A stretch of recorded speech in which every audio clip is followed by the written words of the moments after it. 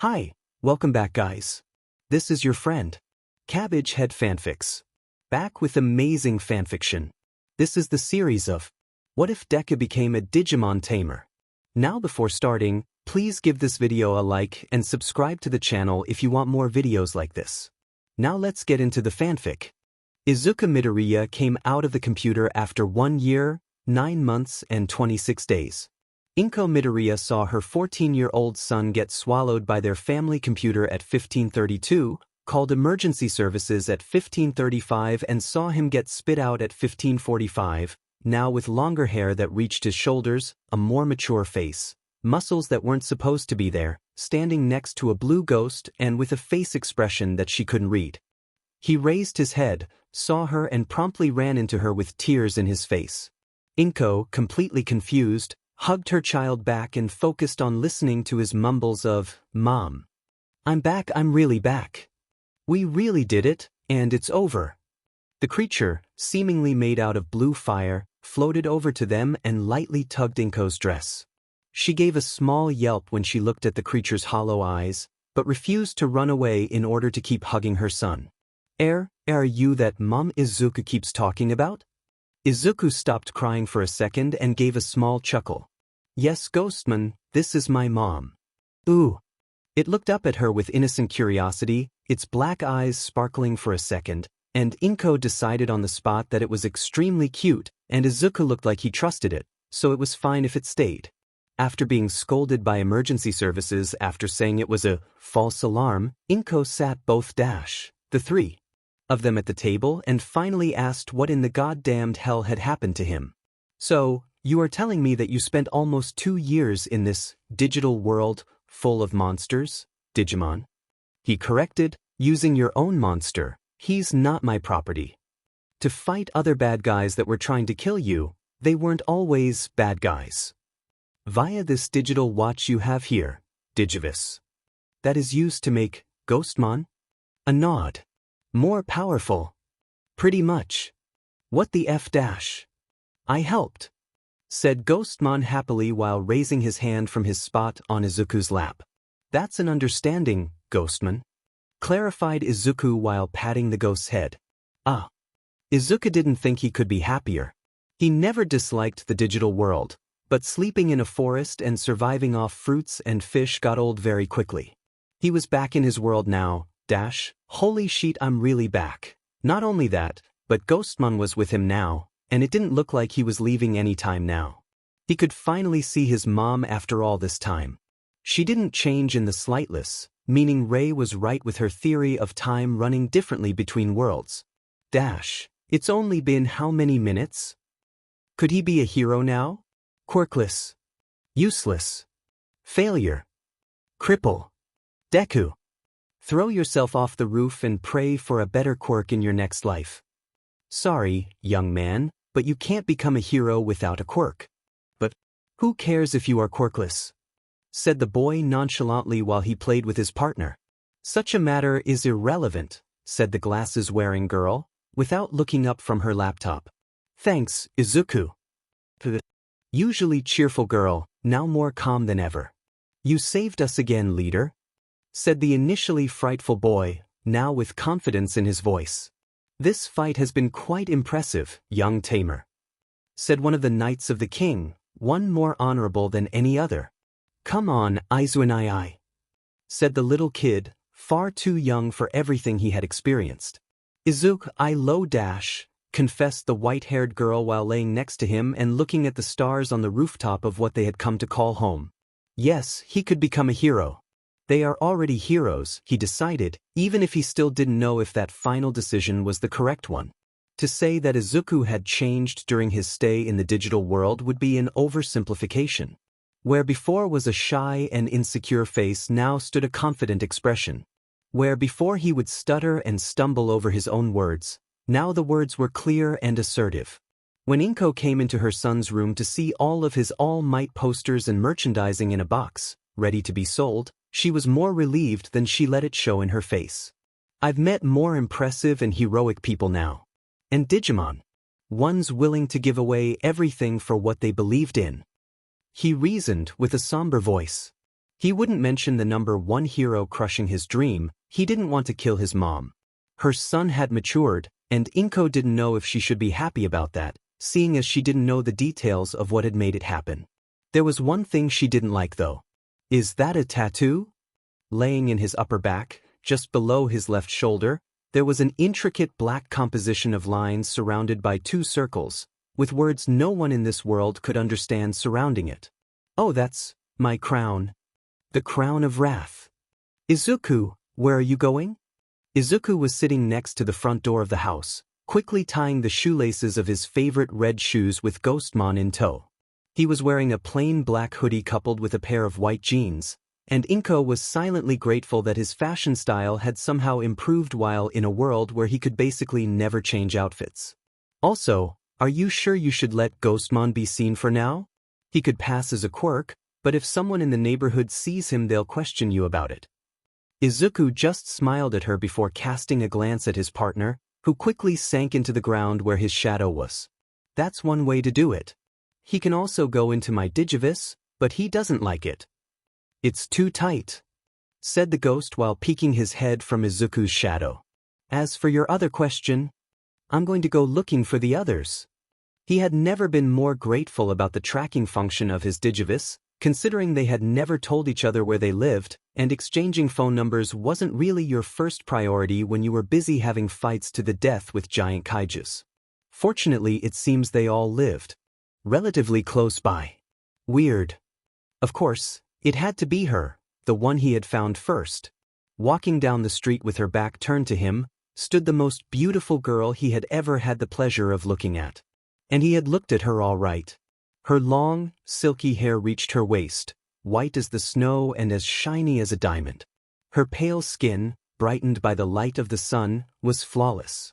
Because the scars they had received in their battles couldn't be counted as flaws, Izuku had told her long ago. Her sharp face remained pristine, with her glowing purple irises only drawing attention to the fact.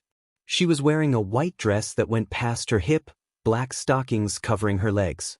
Overall, she looked like a perfect porcelain doll. She was anything but. Izuku had tried to surprise her by sneaking behind her. Unfortunately, a swift kick to his most precious parts had quickly dispelled him from the idea. Whoever the F, that was you be, my god Izuku, are you okay? He shakily rose up a thumbs up and muttered, nice reaction, before she helped him rise to his full height, slightly taller than her due to growing some inches during his stay in the digital world, and bringing him into a hug, her head to his chest. Sorry. It is fine. They stood there for a while, simply enjoying each other's presence. We are really back. Yeah, we are. Their moment was cut short, however, when a sleepy voice made its way out of the girl's wrist. Saya, can we go home? I'm tired. Oh hey Izuku. A flash of blue light came out of Saya's Digivice, and a koala-looking creature appeared. His fur was a brownish color with red lines going over his eyes. A pair of small wings came out of his back, and two short horns adorned his head. Fascaman! A shout came out of Izuku's shadow, and Ghostmon quickly enveloped his friend in a hug. Hey to you too, Fascaman. How the hell are you tired? You have literally done nothing ever since we came back. You wouldn't get it. Fascaman said while looking at her dead in the eye. Saya just sighed and Izuku chuckled at the familiar interaction. They finally released each other reluctantly, not before the white-haired girl planted a kiss in the boy's cheek, which still made him blush even after everything that had happened between each other. She picked up Fascaman, who was trying and failing to get out of Ghostman's hug, and she set him in his familiar position around her shoulders, where he breathed a sigh of relief. She grabbed Izuku's hand and tugged him along. So, shall we go look for the others? Or maybe you want to spend some time alone first? Izuku became a blushing mess at the implication, and Saya couldn't help but burst out laughing right after. Haha, your face. Shut up. Izuku managed to keep walking with a still laughing Saya in tow, and decided to look at his Digivice to see where to go next. Come on, stop laughing, we have to look for the dumbass next. Hey Ryu. Drigita stopped arguing with his watch to look at the two people that had suddenly entered his field of vision, slightly confused at the sight. The F you doing in my balcony? We jumped. This is the 5th floor. So. Yeah, you're right, good to see you. The red-haired boy opened his window to let them both come in, at which moment a blue flash came out of the watch he was previously shouting at, and a bat-like creature came out of it. And that is why I'm telling you I've beat you fair and square in that game, it's just common sense. Hello Izuku, Saya. Hello Pico Devaman. Answered Saya. No, that's stupid. You just picked the best character and started smashing buttons, everyone could do that, come on Zuzu, back me up here. You should listen to your partner, sometimes he isn't completely and utterly wrong about everything he says unlike you. Hey! You just want to win every time, and against someone as smart and handsome and awesome as me that's just not possible. Said the little devil. It's not like I want to win every time. Izuku laughed when the flare of crown at the base of his neck contradicted his own owner. Come on Ryu, listen to Green and shut up already, we are having a meeting with the rest of the team. Added Saya while picking him by one leg and dragging him to the balcony. Wait right now? At least let me change first. Nope. And promptly jumped off the balcony with a screaming body behind her. A black-haired girl sat in front of her computer, quickly typing on the keyboard while her glasses reflected every piece of information she could gather. A pink seashell with black markings resting at the side of her desk opened, and a green slimy creature could now be seen. Come on Ray, you have been at this ever since we came to your world, you have to loosen up a little. Tisk, there's nothing, Shakuman, nothing. Not on the internet, not on government-protected sites, not even conspiracy theories. How can there be a whole other dimension out there that can be accessed from ours and no one knows about it? Rei Akiyama ended her rant with a long, exasperated sigh. They surely must have known what the digital world was it created by humans? Or does it exist on its own? Why were we chosen? Was it a coincidence? Or was it something else? If only I could know just like them. The mark on her wrist burned. Duniman, that was the longest I've seen you talk in a long time. Said a surprised Shakuman. But stressing about it isn't going to help, you need a distraction. Like what? Like that. Said Shakuman before making a hand with her slime and pointing at her window, where there were two figures looking at her, one of them holding a third person over their shoulder. Yeah, that's an option. And then I was like, but then they are like. Hanatama was just finishing telling her story about that time Ryu had decided that trying to have a fist fight with an 8-mon for a bunch of food was a good idea too. One of the friends she had missed oh so much, obviously cutting out everything about alternate dimensions and digital monsters, when a sight on the corner of her eye made her quickly mutter an excuse to her phone about having to leave. The pink-haired girl quickly opened the door to her balcony and ran into the group of people standing there, enveloping them in a group hug. Remind me again why we couldn't come in through the door? Asked Rei while slowly trying to get out of the physical contact. 'Cause it is fun. Simply answered Izuku. You guys? Exclaimed the excited Hana. Hey Pinky, get away from me. Said Ryu while slightly blushing. Hana noticed the source of his discomfort, that being what was pressed directly into his chest after being tackled into the ground, and got a sadistic smirk on her face. Little Ryu is scared of a pair of melons? And here I thought he was a big boy now. The mark of her right calf flared, and Ryo could do nothing but blush and hurl insults at her. A new presence made itself known, by sitting in Saya's lap and releasing a cute yawn. Hello Plotmon. Said the girl while petting her in the head. Mon a few words as always. At least until it evolved. Where is he? Maybe he went out? And he left his Digivice here? It was the first time staring at someone from their balcony until they noticed hadn't worked. Boo! The whole group was startled and released small shrieks, except Rei, as two figures stood on top of the railings of the balcony, now laughing their butts off. Ko, you fucker! Should have expected something like this, to be honest. The blue-haired boy just continued to laugh at them, just as the child-sized purple creature standing next to him.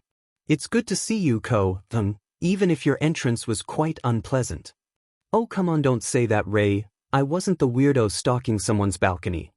He answered while pulling a bag of chips out of nowhere, which made the mark on his waist shine dimly through his shirt. That must be annoying. thought Izuku. Ray looked away while slightly blushing, muttering, "It wasn't my idea." "Hey, I'm the second to last? You guys hurt me. Why didn't you come for me before, leader? I was so scared you had forgotten about me. I'm sure you managed just fine." "He was actually about to look for you himself," said Impmon after managing to stop laughing. "Hey, come on dude, don't tell them about that. Speaking of, we should probably, keep going. Little you must be so scared by now." Yunogi paced back and forth in his room while thinking about something. No, there is no way they would have forgotten about me. My greatness is unforgettable. Right, Tokumen? Of course. Right?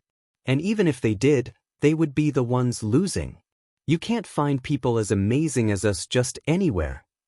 He heard a knock on his window and quickly snapped his head in the direction of the sound. "You! Izuni 3i!" he exclaimed while running at him.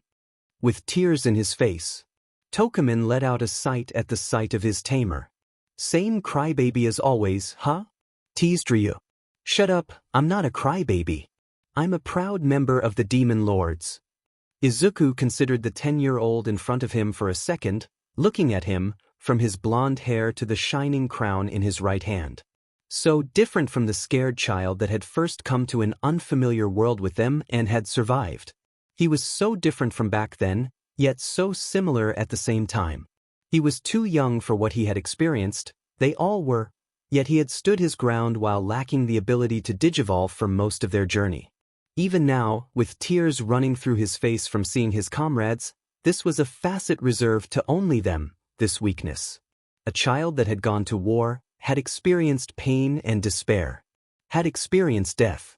Yet he stood strong.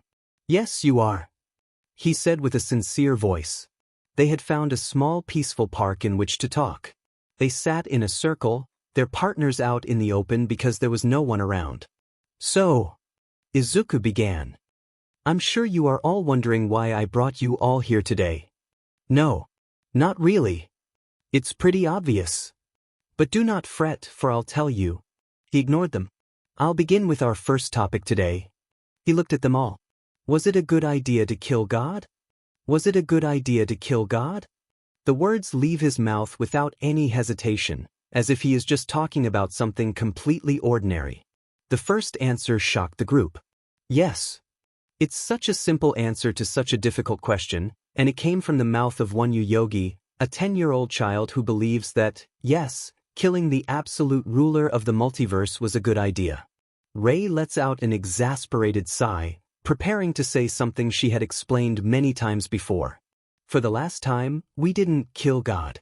We turned off Yggdrasil, that's to say, we were allowed to turn off Yggdrasil. If they had really wanted, they would have deleted us from existence the moment we hit their universe. Who am I kidding? With the power that thing holds, they could probably delete us even in the human world. So we erased the presence of an all-powerful multidimensional being whose full existence we can't even fully comprehend. Sounds like killing God to me, answered Izuku. "You guys are beating around the bush," came the voice of Hana, who had Plotmon sprawled across her lap. "I think it's fine, even if we really F it up, those guys can just turn them on again." Ryo gave his opinion. "Sai, I don't think any of us think it was a bad decision. If we did, we wouldn't have taken it," started Saya. "Yggdrasil wasn't evil in any way. All they ever wanted was the protection of the digital world. But their existence was directly detrimental to it. That's why we were summoned in the first place, wasn't it? Yggdrasil knew the effect they were having in their own world, but its self-protection mechanisms didn't let them end themselves, so in a last-ditch effort it summoned a group of humans that could gather just enough power to turn the stalemate in their favor. They were a walking contradiction." She finished. "When the shitty self-defense program realized we were there, they couldn't outright delete us because of their other half, so it sent the knights our way, but by that time we could actually put up a fight," added Ryu. "We heard it so many times during our travels. Lord Yggdrasil will save us. Lord Yggdrasil won't let anything happen to us." It was such a blind faith that it was turning most Digimon dumb as hell. Ko added while still munching on some food, yet staying as skinny as always. Izuku looked at them one by one, and released a breath he didn't know he had been holding and made a small smile. I knew you would say that, I just wanted to confirm we were on the same page.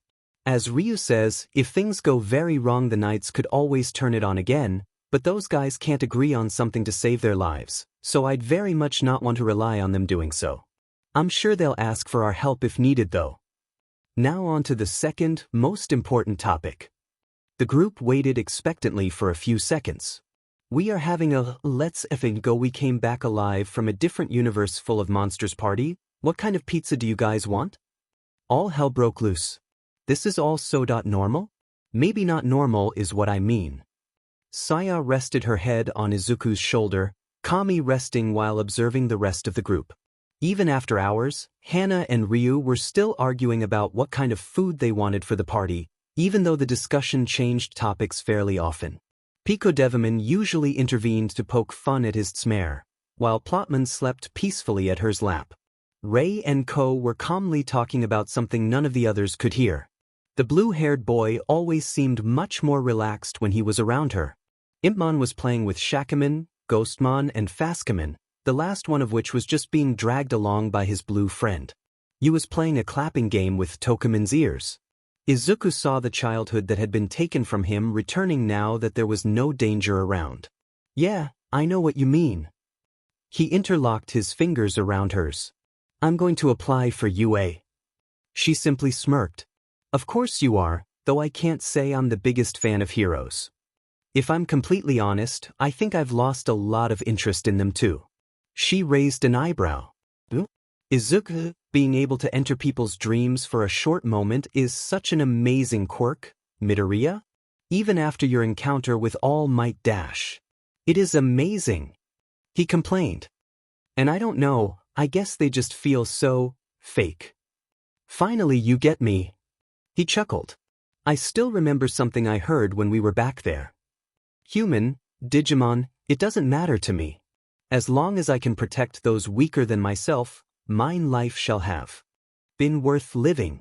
So I beg thou, young Tamer, let me help thou in thy quest against mine lord. He let out a sigh. That's what Omegamon told me after I bested him in battle, and I couldn't help but think, is that how heroes are like too? Willing to give up everything they knew for the safety of others? Maybe a couple are, but the flashy costumes, the interviews, the branding and the rankings, they all tell me otherwise. I get that they need to get money from somewhere, but it just feels wrong.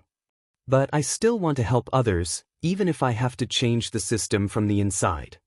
There you go ranting again, Green. He flushed. But really, Izuku, don't think so hard about it, you'll be an amazing hero. He smiled. Being able to beat All Might by blowing at him a bit too hard will probably help too. Ko added from afar, and Izuku couldn't help but agree.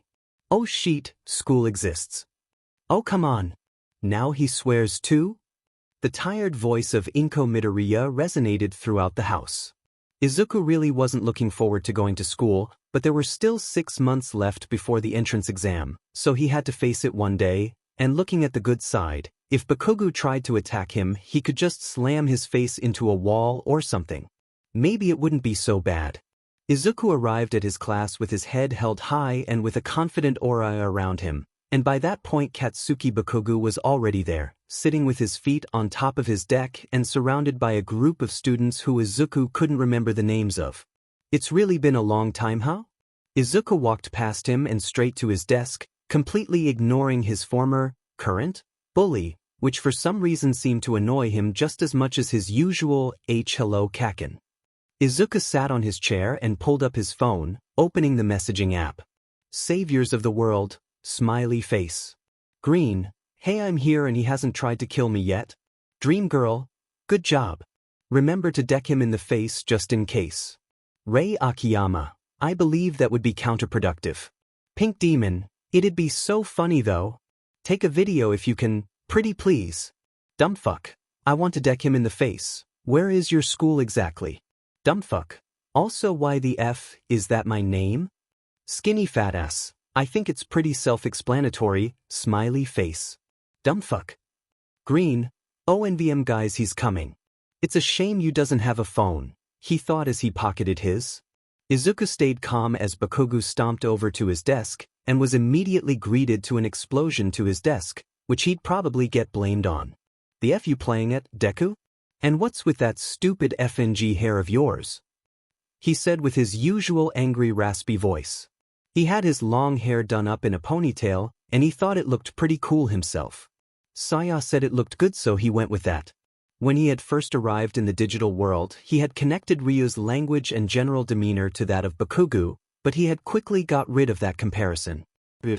Actually wasn't a sociopathic piece of shit. "You, my hair's awesome." Was that really what he had decided for his first sentence to him in 2 years? Bakugo seemed to see that him, creating more explosions and grabbing him by the collar of his shirt. He felt his shadow flood with rage.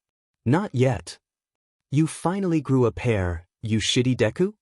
He could see the veins popping out of his head and his eyes getting bloodshot. To everyone else, Bakugo was angry. To the sin of wrath, it was a childish tantrum. So he just smirked at him. "Oh no. Big angry Kaken is gonna hit me? Whatever am I gonna do?" It was childish, he knew, but it was also extremely funny to see Bakugo about to burst. "Maybe the weekend was too kind to you, freak. It seems you need to remember your place."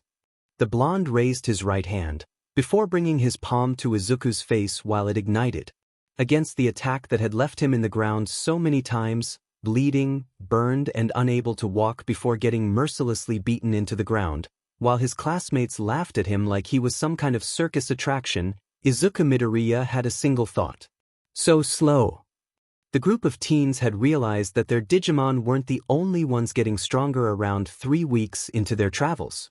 Every time their partners digivolved, their physical strength also improved, to the point that they thought they had received some kind of strength quirk. This power hadn't made them as strong as their partners by any means. Even right now, at their strongest, they might just be able to do some light damage to a champion level at best. Even then, after being in the presence of attacks, faster than the eye could see, faster than sound and faster than light, even if Ray insisted that that was physically impossible, the familiar attack coming his way seemed to be coming at a snail's pace. Izuku could remember a blue knight too fast for him to track. A centaurus arrows that pierced him before he could know what was happening. So he did what his friends were waiting for him to do. He dodged to the left, just outside his range. He ducked slightly and took a step forward, seeing Bakugo's eyes widen at this. He set his foot on the ground, rotated his hips, and decked him on the face. And goddammit was it FNG satisfactory. He had controlled his strength, of course, because he didn't actually want to cave his skull in, as tempting as it was. Bakugo flew a few meters before hitting the ground with a loud thud, now sporting a bloodied nose. It seems he should have hit harder, because the explosive boy quickly got up to his feet while gritting his teeth. If he thought he was going to pop a vein before, now he wasn't even exaggerating. Deku. He started running towards him, and when he was finally about to give the go-ahead to his impatient partner, the door opened. The teacher entered the room with an arched back and a bored look on his face. He took one look their way before lazily saying, "Get on your seats," and continuing walking. This, surprisingly, made Bakugo stop, not before sending a crazy look at Izuku. If looks could kill, it probably wouldn't do shit, honestly. Bakugo spent the entire day sending him looks like that, so when the classes finally ended, Izuku knew something was going to go down. He tried to simply leave the class calmly, not even bothering to look the blonde's way, but he obviously was stopped by a hand to his shoulder, sparks burning his uniform. He grabbed his wrist. "Do you mind? I don't want to have to replace that." By this point everyone else had already left the classroom, too scared of Bakugo to stay for longer. So they were alone. With his remaining hand, he tried to send an explosion to Izuku's head, but he ducked just enough for it to not hit a strand of hair. While in his crouching position, he kicked the side of his knee, making him lose his footing and bringing him to one knee. How rude. Playing with him was a bit too funny. It seems like Bakugo unexpectedly resigned, so he released his hand. "What the hell happened to you, Deku?" They locked eyes for a second, before Izuku gave his response while turning his back. Hell. Heaven. He remembered the smell of burning wood, the distinct smell of blood, and blue particles shattering in the air. He remembered what he felt. He remembered what Ghostmon felt. He remembered the burning sensation in his left shoulder. He remembered wrath. Bakugo, for some unknown reason, seemed to not like this response, as he immediately brought both his hands forwards while they sparkled. "You shitty Digyu." Something came out of his shadow and appeared directly behind Bakugo, grabbing the boy's head. "Jack Raid," said a seemingly calm voice. The teen was slammed into the floor, losing consciousness. Izuku looked at Ghostman's eyes. To anyone else, they were hollow, unfeeling. To Izuku they screamed in anger. He crouched down and patted the ghost's head which made the Digimon go back to his usual expression. "Sorry. It's fine, I'd be angry too." After leaving Bakugo in the infirmary with the excuse that he had fallen down the stairs, and getting a look of disgust from the nurse the moment he entered, he went back home. "Hey Ghostmon. Please tell me you got the video." The Digimon just smirked. The responses from the group chat could be summarized in one sentence. "Should have hit harder." The human world is weird. Ghostmon had had that thought going through his head ever since he came to the world Izuku called home, even if it didn't feel like that anymore. There were these huge buildings everywhere. The humans were all so much bigger than the ones he knew, and there was almost no vegetation anywhere. And that blonde human that was insulting his partner was very infuriating. He had thought humans were kind, just the way Izuku and the others are. People who care for him, who teach him how to be better, who forgive his mistakes. Yet this one was anything but a human who liked to belittle others, who only cared for himself, who liked to watch others like Izuku suffer. Ghostmon had definitely met worse. From the Digimon he had had to fight his way through while in their travels, there were only a handful who were redeemable. The majority had done things that would make Katsuki Bakugo tremble in disgust and fear. Yet none had done it without a reason. Becoming stronger. Protecting their clan. Revenge. The orders of a lord. Even the group of Tamers and Digimon themselves had done things that couldn't be forgiven. But Ghostmon just couldn't figure out why the human would do all those things he had heard from Izuku in some of those nights when the freckled boy felt the most vulnerable. Was the explosive boy just angry at his partner? Maybe the humans closer to him thought so. Maybe even Bakugo thought so. But no, that which he had seen in the blonde wasn't real anger. Ghostmon knew what anger felt like. And some of that anger had slipped when he attacked the teen. He should feel sorry, but he couldn't help but not.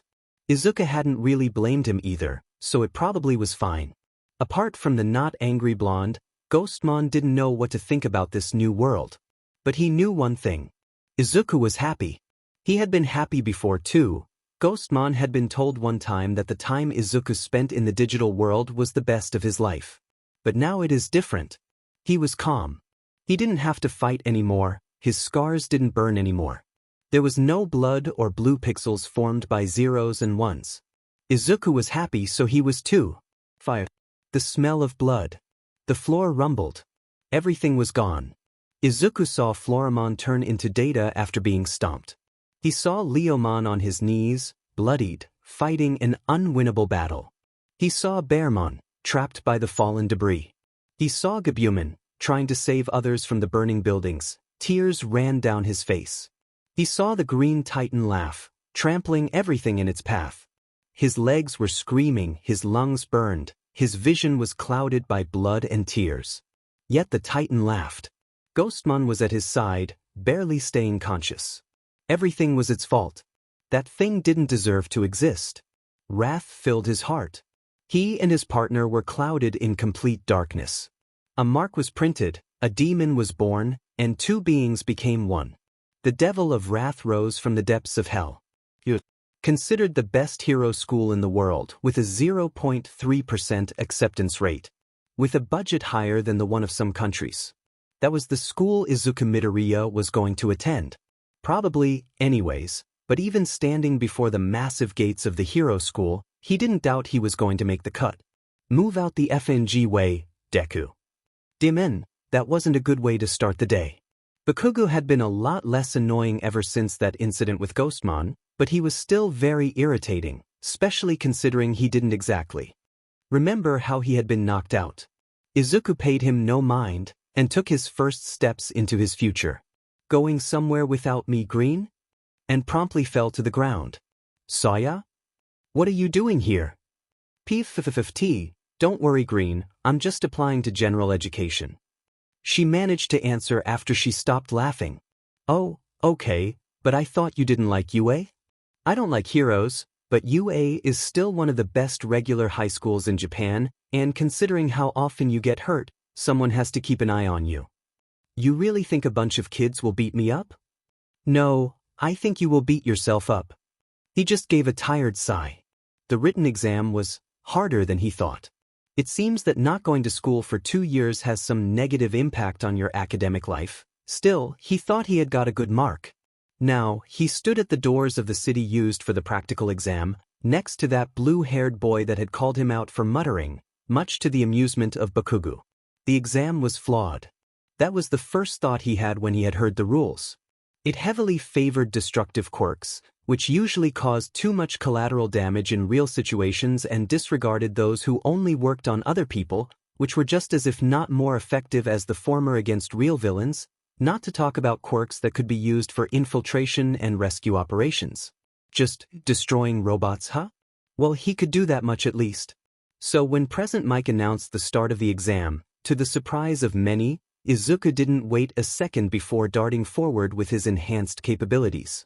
He could agree with Present Mike's cry of, "There is no countdowns in real life." That philosophy had saved him too many times. He could already hear the sounds of the other examinees starting to catch up, so he fanned into a random ally, so as to not compete over prey with them. That seemed to be the correct decision because the moment he took a turn, he came face to face with a three-pointer. He smirked as Ghostmon came out of his shadow. It had been too long since they had had the chance to do this. Izuku willed it, and a second later a bright light came out of the Digivice tucked beneath his sleeve. A similar light covered Ghostmon, while the familiar sound he had heard so many times came out of the device. Evolution. Aizawa Shota observed the screen showcasing this year's examinees. There were some promising candidates this time, more than in the last few years, at least. Most teachers were talking about the flashy display of examinee 134, Katsuki Bakugo, which, while impressive, wasn't what interested the gloomy teacher. The explosive boy wasn't the one racking up the most points right now, yet none of the others, bar Nizu, seemed to notice this fact. Examinee 267, Izuku Midoriya. The boy wasn't flashy or dramatic, except for maybe that first flash of light at the start of the exam. He moved under radar, he evaded the other candidates whenever he could, and got his points in small alleys and dark places. But that wasn't the most interesting part. The boy's sheet included his birthday, address, contact number, and most importantly his quirk, Ghostman. He didn't know exactly what the mon part meant, but he assumed it was attributed to the creature that accompanied the boy. A companion quirk, then, not as rare as it first seems, considering there is another boy with a similar quirk in this very exam.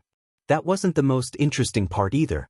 The boy was fighting together with the creature, not just letting it attack the robots while he watched from afar. He had some kind of enhanced strength, maybe he could borrow the creature's power, and he used it to punch through robots like they were butter. The green-haired boy weaved, jumped and attacked in perfect coordination with the creature, while they didn't even share a glance between each other, so he didn't know if the monster was sentient, had clearly trained a lot. But that wasn't the most interesting part either. No, what bothered him was a small writing at the end of his sheet. The report had been updated 5 months ago, before that he had been considered quirkless. How? Late bloomers existed, but a case as extreme as this was unprecedented. And even that could be ignored. How had he learned to use his quirk like that in just a few months? Had he lied in his medical report? No, the amount of loops one had to go through to hide a quirk was too big, not to talk about the treatment quirkless people received, and how no one in their right mind would want to fake that. So what was up with this kid? The first time Izuku saw Ghostman's champion form, he had been disappointed. After seeing Ryu's Devimon and Saya's Porcupine, he thought his partner's evolution would be a threatening kaiju-like monster. Instead, the Digimon in front of him was a mix between goofy and terrifying. His Digivice had made him the favor of telling him his name. Champion level. Virus attribute. Group, Nightmare Soldiers. His hollow eyes and extremely sharp teeth contrasted the stereotypical white sheet ghost figure. He had come to like this form though, once he understood his capabilities. He dodged the incoming punch from the two-pointer with a duck, while he sent BGMI a command. It wasn't a verbal command, nor was it a sign. When their Digimon reached their champion form, their minds were linked with their partners, and as such it became a form of telepathy. BGMI reappeared from the ground behind the robot as a large black claw came out of his cloak. His hand. The claw easily cut open the robot, earning him 2 more points. They kept running. A punch point 1 point. A slash point 2 points. A kick point 2 points. Pierced point 3 points. 2 points. 1 point. 3 points. 3 points. He didn't know how many he was at right now, but he assumed it was more than enough to pass. Then he felt the floor rumble. A gigantic figure broke the buildings in its path as it slowly walked forward, towering over everything in the city. Seeing the figure of the zero-pointer approach through the main streets, Izuku had one thought. Meh, I've seen bigger. A certain draconic knight came to mind. He decided to get out of its way anyway. He didn't think BGMI could take down that thing on his own, and he wasn't keen on revealing his more powerful forms just yet. Help! That thinking was thrown out of the window as he saw a brown-haired girl trapped under the rubble the zero-pointer had destroyed, about to be stomped by the Goliath. A green titan, stomping everyone and everything in its path back into useless data. He ran, BGMI not wasting a second and running behind him. They arrived by the girl in seconds, and they both used their combined strength to raise the rubble and take the girl out. Are you hurt? A calm voice came out of his lips. I think I sprained my ankle, I don't think I can walk. She responded with a tired voice. That's good, the rubble could have broken your leg instead. It wouldn't be much of a problem to run away from the robot now, considering it didn't really move quickly. But it could hurt more people. And he wouldn't let that pass, even in a controlled environment like this. So he put the girl on the ground after running to a safe distance, made sure there were no other robots nearby, and turned around. He couldn't help but grin as BGMI stood next to him. Ready for this, partner? Of course. So much for not revealing his power. He raised his right hand as his Digivice shone a dark red. This was it, the power that had saved him so many times. The power that saved others so many times. The power that killed so many times. Something that could probably defeat even All Might. The human world was about to see that power. His grin widened as the light shone in BGMI, the robotic voice of his Digivice echoing throughout the fake city. Matrix E. And that's it. Time is up. The shining stopped, and his crazed smile slipped from his face. He let out a sigh as the robot stopped. BGMI looked like he was about to explode. Maybe next time, okay little guy? He let out a disappointed After having Recovery Girl check on the brown-haired girl, Ochako Uraraka, he now knew. He left the exam grounds, got changed and went to the school gate, where he saw Saya waiting for him. She ran up to him and hugged him for a second before letting go with a smile. Guess who aced the entrance exam? Really? Izuku asked while raising an eyebrow. Why do you sound so surprised? I just thought you wouldn't study at all. Saya gave him a flat look for a second before saying, Look, I'm happy right now, so I'll pretend you didn't say anything, okay? He sweat dropped and answered, Okay. She took his hand and they started walking through the gates. Oi, do you? Oh, come on. While Bakugo had been definitely less annoying these past few months, the blonde still returned to his insufferable personality every once in a while. It seems the robots hadn't satiated his violent tendencies, and he wanted to beat up a living target now. Izuku just sighed. He turned around without releasing Saya's hand and gave him a flat look, but he didn't say anything. I don't know what the F happened to you to make you so cocky, but if you think for a second a quirkless freak like you can get into you, I'll have to beat the shit out of you again. I bet you're useless but didn't get a single point. He just sighed again, hearing his bullshit had been less funny and a lot more annoying lately. Yeah, sure Bakugo. Saya perked up at this, and a mischievous look got in her face. Oh, this is that Bakugo? He nodded.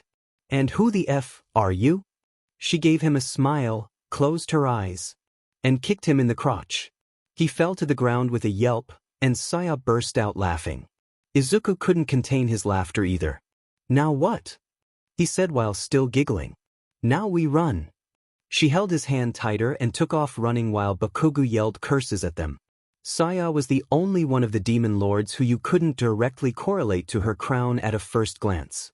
Sure, she could be lazy sometimes, just like anyone else, but comparing that to the sin of sloth was nothing but an exaggeration. The white-haired girl worked when she had to. She could even go above and beyond the expectations when something that really mattered to her was at stake. So the role of sloth usually applied only to Fascoman. Fascoman was a simple Digimon. He cared about 3 things above anything else. 1. Saya. 2. Ghostman. 3. Sleeping. In that order. He cared about his other companions too, of course. From Rei's calm nature to Ryu's relentless energy, he knew he would risk his life if it meant saving one of theirs, but the connection he felt with his tamer and his best friend were much more deep than the others. So he knew about Saya much more than anyone else in his group, except maybe Izuku. Saya didn't want to fight. This, however, didn't mean she didn't like fighting. She loved it. In fact, the thrill, the stakes, the emotion, it all combined into a feeling that she didn't get from anything else in life. But battle meant hurt. All of them knew this very well, but they had all come to accept it over time. The fact that they could die at any point. They had learned this very soon into their adventure, but at that point fighting only existed as a way to get back to the world they called home. After months in the digital world, the place they called home had changed. Fascoman never voiced it, neither did the other Digimon, but he knew they were all glad about this fact. It meant staying with them after all. It also meant that they cared about this world, which meant more fighting, more hurt. And Saya drowned it with a cheerful attitude and the comfort of her companions. And when they came back, and the Digimon were allowed to come with them, he had been happier than ever before. Because it meant no more hurt. He might have even cracked a smile. The enemy stood before them, completely unscathed. Her friends laid on the ground, unconscious, bloody, unmoving. She was the only one left. And she thought, why? Why do they have to keep fighting? Why do they have to keep killing? Why do they have to keep hurting? Why couldn't they just stop? She wanted to stop the fighting, the dying, the hurting. She wanted it all to stop. So why couldn't they rest one and for all? She fell to the ground, and the coldness felt good. She could hear a shouting voice in the distance, calling her name. It sounded like Fascoman. "After all this time you show emotion when I can't see you? Unlucky." If she stopped thinking, could she rest? Probably yes, she could. But could the others? No, they couldn't. So she had to stand up, for a future where they all rested together. A mark was printed, a demon was born, and 2 beings became one. The beast of sloth awoke from its slumber. "Ha! Get a few blue dumps," Ryu laughed maniacally while the character he was controlling managed to combo his opponent down to its last sliver of health. I wouldn't be so happy if I were you, little Ryu, after all." Ko dodged the last hit of the combo, and quickly moved his fingers over his controller to perform a complicated move, defeating Ryu. "Phew, didn't think you were this weak, partner. Don't worry, I'll avenge your pathetic self," Pico Deviman exclaimed while he took the controller from his hands with his claws. Something hit the back of Ryu's head, and he turned around to look at Izuku. "Don't swear so much, you is right there. I've heard a lot worse coming from him, Izu and I. Also Ryu USCK at this game." "I guess that's true." Izuku brought a hand to his chin while the redhead tried to recover from being called out by a 10-year-old. He was glad his mom wasn't home right now, or else she would have told Ryu off much more than he was even capable of doing. The 3 of them had decided to come to his house uninvited. Ko probably dragged them here, and thank God Yu's mom didn't think it was weird for them to hang out together. While he was preparing his lunch, and now he suddenly had to prepare food for 3 more people. Or 10, considering how much Ko ate. While he was debating what to cook, he heard a ring to the door, and a smile crept up on his face. It had been a week since his exam, after all. He went to the door and picked up the envelope the postman handed him. "So who wants to hear Yude say how awesome I am?" Silence greeted him, except for you, who happily skipped to his side with Tokumen in his head, and Ghostmon who came out of his shadow. He opened the envelope, which weirdly felt too heavy to be just a letter, and pulled an electric device out of it. The heck is this?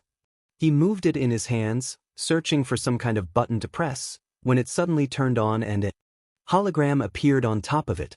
I'm here as a projection. The booming voice and the body of the number 1 hero came out of the device.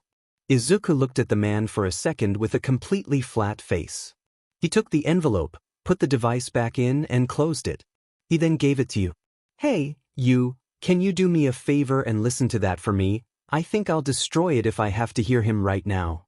He said all of this with a smile on his face. Of course, Izunu. The great me will tell you everything important. He patted the kid's head. Thank you.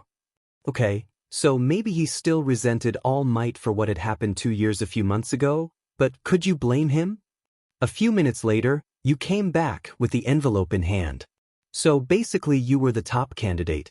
82 villain points and 35 hero points, which you got by saving people. So 117 in total. Your written exam was fine. Also you're in 1A. Thanks again you. All Might said all of that while reading it off a notebook. His hand tightened. Also he said he's gonna be teaching at UA. He crushed the envelope in his hand. The only bad part about going to Gen Ed is that I can't beat up hero students. I thought it would be having heroes as teachers. Saya stopped on her feet, and their intertwined hands made Izuku stop too. What? He looked at her weirdly. You know every teacher at UA is a hero, right? You mean that isn't just for the heroics curse? She had a terrified look on her face. No. The scream was sure to have woken up the neighborhood. Please not Bakugu, please not Bakugu, please not Bakugu, please not Bakugu, please not Bakugu. Izuku repeated the chant in his head as he made his way over to the gigantic door that was labeled 1. As fun as messing with the blonde was once in a while, he didn't think he would be able to hear his beaching for 3 whole years without going crazy. So he kept repeating the chant in his head as he opened the unexpectedly light door. That action is disrespectful to those who came before us as well as the craftsmen who made the desk. Like IFING care, extra. What middle school did you go to? New. He didn't let the emotion show in his face though, as he moved to look for the desk with his name on it, which was right behind Bakugu. Oh F me. This seemed to get the attention of both the blonde and the boy he was arguing with, who came up to him right away. I'm Tenya Ida, from Sumai Middle School. Allow me to apologize for my behavior during the practical exam. I should not have called you out like that. Have we met before? Who is this guy? The blue-haired boy broke. He even stopped doing those weird movements with his hands. I see, so you don't remember me. Well, this may be an opportunity to start anew then. He felt kinda bad now. Green ponytail. He turned to the door to see a brown-haired girl who he identified as Ochako Uraraka looking at him with sparkles in her eyes. She quickly ran over to him. Thank you again for the other day. I don't know how to repay you. He was a bit overwhelmed. Don't worry about it, it's what any hero would have done dash. The moment he said this, his eyes snapped to the entrance of the classroom, where a small part of what could be described as a yellow caterpillar was stealthily making his way into the room. He had been the only one to notice. The caterpillar was actually a human inside a sleeping bag, one who eyed him weirdly the moment his head entered the classroom. Izuku knew the man was trying to go unnoticed, but his experience in the digital world had taught him to always survey his surroundings. After all, it could be the difference between life and death. The man stood up, causing most of the class to finally notice him. It took most of you 10 seconds to quiet down. Time is a precious resource. You lot aren't very rational, are you? I'm your homeroom teacher, Shota Aizawa, pleased to meet you. He pulled out a gym uniform from his sleeping bag and showed it to the class. Quickly now, change into your gym clothes and head out to the grounds. He was dreading this moment. After telling them to put the uniforms on, Aizawa had led them to the changing rooms just outside the training grounds.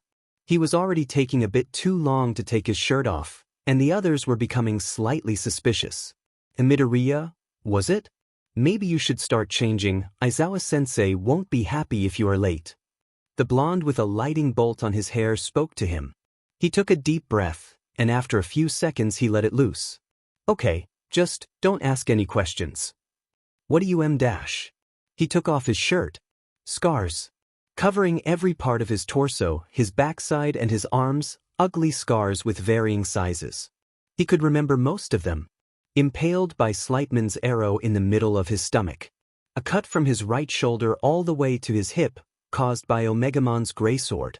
A horizontal slash, by the sword of that Ifengi Titan. A burnt handprint on his backside. Oh, that was just Bakugu. The healing techniques they had access to back in the digital world were impressive, but not miraculous. He knew the other boys were looking, including Bakugu, who had a look in his face he couldn't decipher, but they thankfully followed his wishes and didn't ask any questions. They could also see his crown, of course. He thought Ida would make a comment about it, considering how he seemed like a stickler for rules, but he fortunately didn't. Aizawa Shoyuta was usually more scared than anything when he did this test every year. The realization that these children didn't have the potential to be heroes terrified him. That's why he had such a record of expelling them. If a student didn't have the correct mindset to be a hero, they shouldn't be here, plain and simple. It didn't matter if their quirk was extremely powerful. If they didn't have the potential, they'd die. He had seen it happen. Too many times. However, this year his excitement exceeded his fright. This was due to the boy called Izuku Midoriya, someone who had achieved the largest number of points in the entrance exam ever since All Might, while having had his quirk for the last 5 months. He had potential. Still, he couldn't let it show, or else it'd ruin his facade of an unimpressed teacher. The students arrived at the field almost at the same time. He explained the purpose of the test to them, and explained the uselessness of more conventional first day of school events. Now he needed someone to start. Normally, he would choose the highest scorer in the entrance exam for the ball throw, but no, what he needed to establish the test was something flashy, powerful. Midoriya's quirk wasn't the best for that objective, so he chose another student. Dai. As he showed everyone Bakugu's 705.2 meter score, he saw the expression of the students begin to click with understanding the importance of the test. Oh, so we can use our quirks? That sounds fun. Ah yes, it seemed he'd do it again this year. The students' faces showed horror at being told they could be expelled if they got last place, and he responded to the few doubts concerning its fairness with harsh but realistic facts. Izuku Midoriya's face remained stoic. In actuality, it didn't matter if they were last or not. If he deemed someone to be without potential, he'd expel them, no questions asked, but this approach made the students do their best. Thus, the events began. The first was the 50-meter dash. Midoriya cleared this event with a respectable 4.28-second mark due to his increased physical abilities, but he didn't utilize his Ghostmon. Understandable. The creature didn't seem to be specialized in speed from what he had seen in the exam, and getting it to carry him may take longer than just running by himself, so he let it slide. He wouldn't for the next event though. Grip strength. Right then, it was being dominated by Mizo Shoji, with a score of 540 kilograms. Could Midoriya top it? He looked at him. 540, huh? Izuku thought they could do better, and as much as he disliked being in the spotlight, he didn't doubt his teacher would expel him if he didn't do his best. Their concept of doing their best wasn't exactly the same, but whatever. Oh shit, was he the only one left? Now he was going to be even more the spotlight. Well, knowing what he pulled in the changing room, he probably wasn't going to go unperceived anyway. His shadow seemed to widen, and out of it a figure rose. Everyone looked intently as it did. Bakugu was raging. Ghostmon materialized before him, and quickly hid behind him after realizing there were people looking at him. He heard a few cutes coming from the audience. Come on, Ghostman, this is not the time. He raised his right arm, and light encompassed both his Digivice and Ghostmon. Evolution. Bakemon now stood there, surprising the students and making a few of them their claims of him. Being cute. He sent a mental command and showed him the measurer. Izuku put his hand around the handle. His hand. A dark claw made its way out of Bakeman's cloak and took its place over Izuku's hand. They pressed and crushed the device. He saw Aizawa smirk. Finally it appears. This resolved a few of his doubts. Apparently it had some kind of transformation ability. He had only started looking at Midoriya during the exam when it had already transformed. Also, it seems that the creature was independent and had a sense of self, considering its behavior. Concerning his score, he just decided to give him the top spot with an unidentified number. Right after he thought about this, he immediately began reaching for his capture scarf. He saw Katsuki Bakugo blasting off to attack Midoriya. Deku! Before he could even restrain him, the creature stood between the two, claw pulled out and a murderous look at its face. Midoriya just observed. He quickly put Bakugo in a bind, ignoring his complaints and erasing his quirk. The creature stood alert. If you ever pull something like that again, you will be expelled. Am I making myself clear? He told Bakugo. The blonde looked enraged, but nodded after a short while. And you, Midoriya, were you planning on making your quirk attack Bakugo just now? I believe that with the physical abilities you have demonstrated, you could dodge his attack rather than injuring him. The boy raised an eyebrow at this. Bakemon was just protecting me. Bakemon? You made it protect you. Midoriya had a look of understanding on his face. Alright, first of all, I'd much rather you not call him in it. Second of all, I can't control Bakemon. What?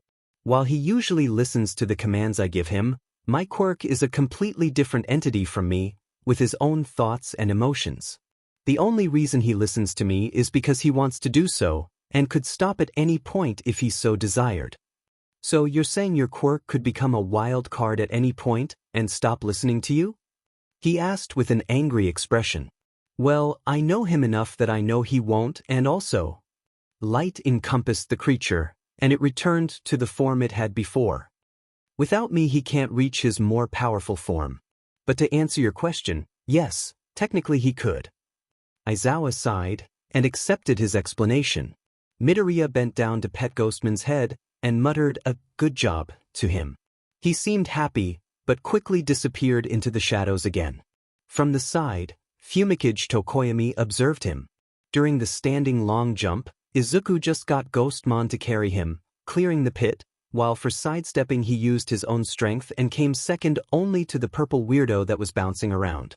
The ball throw event came, and basically anything after Uraraka threw the ball into orbit couldn't be matched.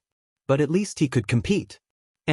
Sensei, just to make it clear, anything goes as long as I don't leave the circle, right? Aizawa looked at him for a second before hesitantly nodding. Ghostman, can you just take this and go in that direction? The Digimon nodded excitedly and started floating away quite quickly while carrying the ball. He looked around and saw his classmates looking at him weird. Aizawa sighed. How long before he disappears? What? Hadn't he already told him this? Again, he is an independent entity, he doesn't have a distance limit. He'll keep going unless I tell him, or he gets tired, or bored, probably. He only thought after saying it that he sounded rude. Aizawa, for the umpteenth time that day, sighed. Infinity it is then. Izuku nodded and pressed a button on his Digivice, which made Ghostmon immediately go back into it. The device in Aizawa's hand beeped, showing a result between the 200 and 300 meter mark. He looked at Izuku confused. Did he drop it or something? No, I just called him back. A light came out of the Digivice, which revealed Ghostmon with an annoyed look on his face. I really don't like that place. He complained while going back into Izuku's shadow. Aizawa looked at him expecting a more detailed explanation. This is my Digivice. It appeared on my wrist the day I got my quirk, so it and Ghostmon come as a package. Ghostmon is essentially made out of computer data, thus he can exist inside electronic devices and work as a program within it. I can pull him into the Digivice from any distance, as long as he agrees to it.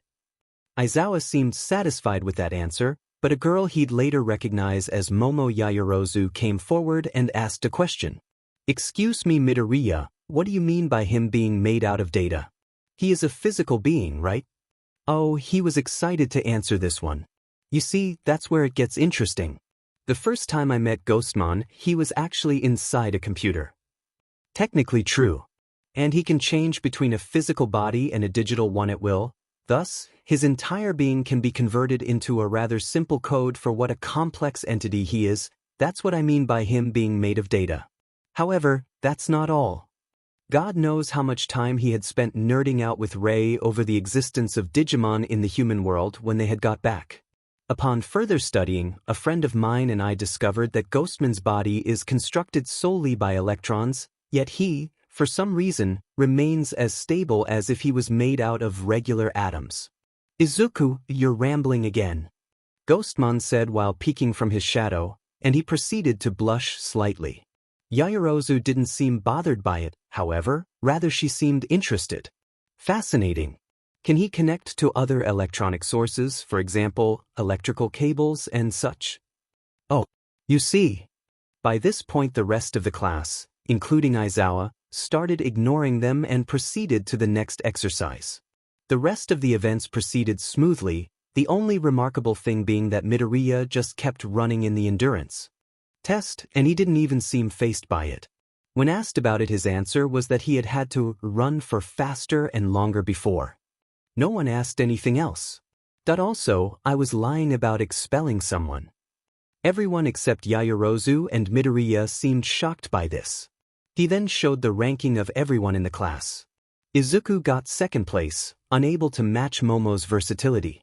Ochako Uraraka was happy with her first day of school. She really was. She had got a good mark on the test and was happy with herself, but there was something that was bothering her. She had barely talked to Midoriya. She didn't even know his given name. What had the blonde boy called him? Deku? She really wanted to talk to him more, so she changed quickly and went after him. She couldn't find him.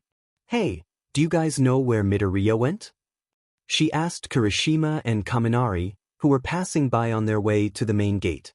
Oh, he looked like he was in a rush. He changed very quickly and left the changing rooms. The red hair responded. Oh, well, I guess I'll talk to him tomorrow then. And then this blonde cockatoo guy enters the classroom yelling so loud I think someone's ears bled and wearing his stupid hero costume. Present Mike. Yeah, that guy. And I'm sure it wasn't that bad. Sure it was.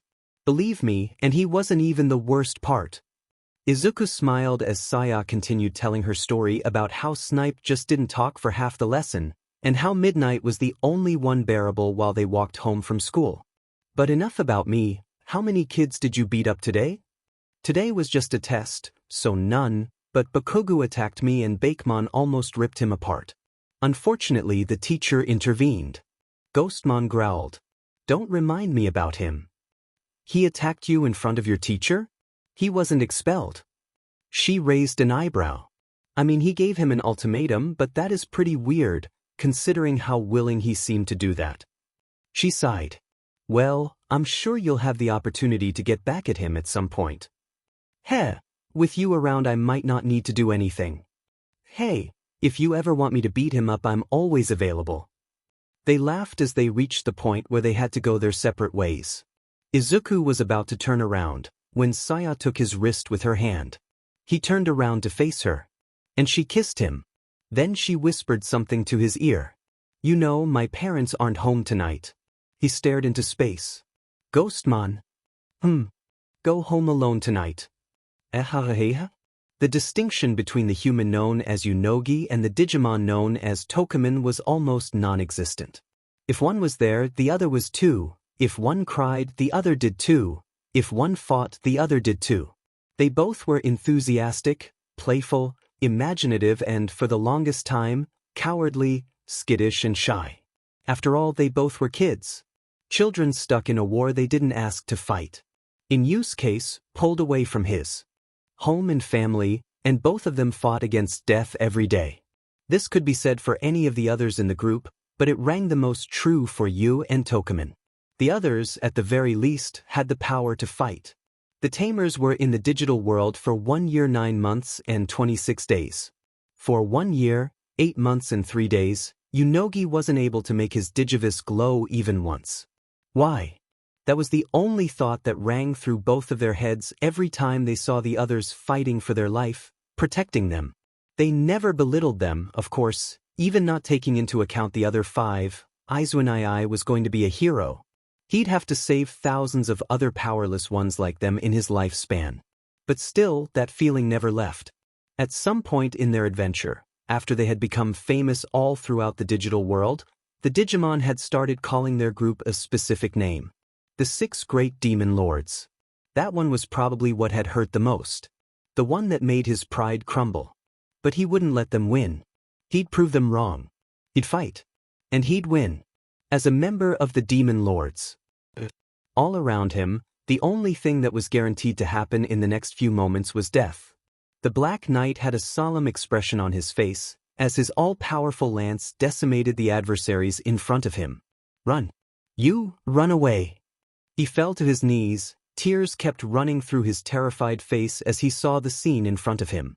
Blood destruction death hell fell piden twantity help. I'm sorry humans, but your journey must end here. Run away. Run away. Run away. You can't win run. No. He would not run. He wouldn't abandon the ones that meant the most to him. He wouldn't lose. He would win. He stood up. Tokumin mirrored his expression.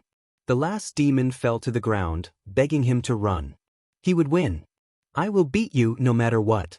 I'll beat you and save every single one of them. We will survive this just as we always have. I declare this, Knight, as a proud member of the 7 Great Demon Lords. He would win. A mark was printed, a demon was born, and 2 beings became one. The fallen angel of pride descended from the heavens. He was dreading this moment. He knew it was coming, everybody knew he was going to be teaching at this school, and obviously he would be the one who taught basic heroics. It couldn't be anyone else. Izuku felt he was coming the moment Ghostmon stifled inside his shadow. It had felt a presence more powerful than what he was expecting, after being surrounded by humans for so long. When he was about to come out ready to fight, Izuku muttered "Don't worry," that quickly made him relax. Then he entered. I am coming through the door like a normal person. In the lamest way possible, in Izuku's opinion. Okay, so, Izuku didn't hate All Might. He didn't like him either, of course. It was difficult to do so after having his dream crushed by the man, but even then he understood why the hero had said what he had said. If he was realistic, All Might had been right that day. The Izuku that had presented himself before him back then couldn't have become a hero. Whether a better trained quirkless person who relied on support items, had good combat instincts, a good foundation and a ton of training could survive on the harsh world that was hero work, that someone would have to try, but Izuku believed it could be done. After all, even some of his classmates weren't that different from someone quirkless. They could try to fool him all they wanted, but he was certain a gun was more effective than a FING tail. Even a taser would do. Even then, his talk with him wasn't the whole reason as to why Izuku disliked the #1 hero. Just as he had told Saya, his journey in the digital world had made him realize a lot of things that went wrong in the society he had idealized, and hero work itself was one of the main ones. And All Might was the epicenter of that. All Might took a look around the class, staying for a moment on every student, until his eyes reached Izuku. His eyes widened slightly, so little that you wouldn't even notice if you weren't looking for it. Just as Izuku was. So he did remember him, that, at least, was enough for the Granette to not lose his complete respect for the man. He took the liberty of giving him a slight smirk. No time to dally, today's activity is this. All Might continued after the screams of awe subsided from the students, showing a plate that read, Battle Training. And for that you need these, he said as he pressed a device on his hand, making shelves appear out of the floor. So much wasted money. Everyone got their costumes and left for ground beta. God, he hated costumes. Who the hell thought that going around in spandex was the most efficient way to fight villains? No one would be the answer, because the purpose of hero costumes, except a few support items, was strictly to look flashy on them, which was one of the things he hated the most about the state of hero work. But still, the school required him to wear one. His costume consisted of a long dark green coat, open on the front, that was covered by a simple white shirt and black pants. On the back of his coat, the crown of wrath was displayed. Even if it didn't mean anything to everyone else, it was still part of him. The most striking part of the costume was something he had been working on in conjunction with Rei for a good few months now. A black screen hung from his neck, with the purpose of being used as goggles. While he had designed the initial device, most of the work was done only by Rei, and it showed, because Izuku had no FING clue how this thing worked. He knew its purpose, that was easy enough. An improved Digivice. Their Digivices had 4 primary functions. Digivolution. Storing their Digimon. Communication with the other Digivices. Tracking of the other Digivices. Izuku had no idea how the girl had managed to connect a man-made device with a magical device made by God itself, but he wasn't going to complain. It also had other functions and he was planning on making full use of them. Ochako was getting frustrated, she still hadn't talked to Midoriya. He got to class the exact second Aizawa-sensei did, so she couldn't talk with him at all, and then at lunchtime he just left. Where the heck was he? Was he avoiding her? No, he didn't have any reason, and she didn't think he had talked to anyone else either. Was this that much of a deal? It wasn't. She barely knew the guy, but she still couldn't help but feel annoyed at the situation. So when she was one of the first ones to finish putting on her costume and she came out to see Midoriya standing right then, she wouldn't let the opportunity slip. She called out to him. What was his first name again? The explosive angry guy had called him Deku-kun. For 1 second he didn't move. The next, he turned around, and his face showed what could only be described as frustration. Don't call me that. The sentence was delivered with a finality that surprised her and made her flinch a little. What? But isn't that your name? That's what that Bakugo guy called you. He seemed to relax at this, his face returning to his usual neutral expression. Seriously, the guy looked bored all the time. She had been ecstatic ever since she was accepted into UH, yet he was the top candidate and he didn't even seem to care. Alright. Sorry for being rude, but Deku isn't my name, it's an insult that Bakugo has been calling me ever since we were little, it means useless. I see, I'm sorry about that then. What's your name then, if you don't mind me asking? Izuku Midoriya. Then, Izuku, nice to meet you again. She said while smiling. Izuku answered her with a nod and a small smile of his own. Cool costume by the way. I think it fits you. Thanks, I'm not really a fan of flashy costumes. Yours looks good though. I think I should have been more specific, this one feels too skin tight. She said with a blush. What does that symbol in your back mean? That's more of a personal thing, don't think too much about it. He dismissed the question. Their classmates had already come out by this point, which made All Might start his explanation of the exercise. Whatever respect All Might had gained by remembering Izuku, he was currently losing with his explanation. With just a few minutes, he had demonstrated that he didn't have the training to be a teacher, and he had most likely just been put in the position because of his hero career. Why the man wanted to be a teacher all of a sudden, he didn't know. This was the first day of class, and instead of teaching them basic training like, how to throw a punch or how to do first aid, he was putting up untrained children with powerful quirks in a fight with little to no restrictions against each other. He wasn't even going to comment on the cheat sheet. Every day he felt like he understood Saya's views a little better. Well, whatever, he'd just have to release his frustration with Bakugo, now that he was actually supposed to fight him. Uraraka and him versus Bakugo and Ida. Maybe it would be a bit interesting. A small grin made its way into his face. Uraraka perked up when she noticed this, mumbling something like, he actually showed some emotion. Did you get some idea of how to beat them? She asked excitedly. Well, something like that. They made their way through the first floor of the building as stealthily as they could. An already digivolved Bakemon made his way through the shadows while staying at a close distance to them. Around a minute passed before he felt his connection with his partner call to him. He sent Uraraka a signal, and she started running in the opposite direction, just as they had planned. Then, from a corridor, Bakugo appeared. Bakugo will come straight for me as soon as the match starts, that I'm sure of. Why do you think so? Wouldn't it be smarter to just hide with the bomb in a room? Yes, that would definitely be the best course of action. However, there is one simple reason as to why he'll come. He hates me. DKU. A sweat-covered hand lunged at him, sparking starting to occur in the palm. He didn't move an inch. The explosion went off. And it landed safely in the palm of a dark claw. Bakemon stared straight into the eyes of the only human he despised. His eyes scanned the body of his enemy to the millimeter. His fangs shined, looking for blood. Izuku smiled, and he put his goggles over his eyes. Let's show him, Bakemon, how little of a pond he has been living in until now. The moment the device covered his eyes, his entire perception changed. Weak points. Strong points. Most likely attacks. Habits. Errors. As a battle progressed, it compiled every piece of data about the opponent, used the Digivice unnatural processing power to analyze them, and returned it as every single detail that could be even slightly useful for a fight. What Izuku had learned very early into their journey is that you could never refuse help in battle. Even against enemies he knew he could easily defeat, Bakugo, he knew every single piece of information mattered in the long run.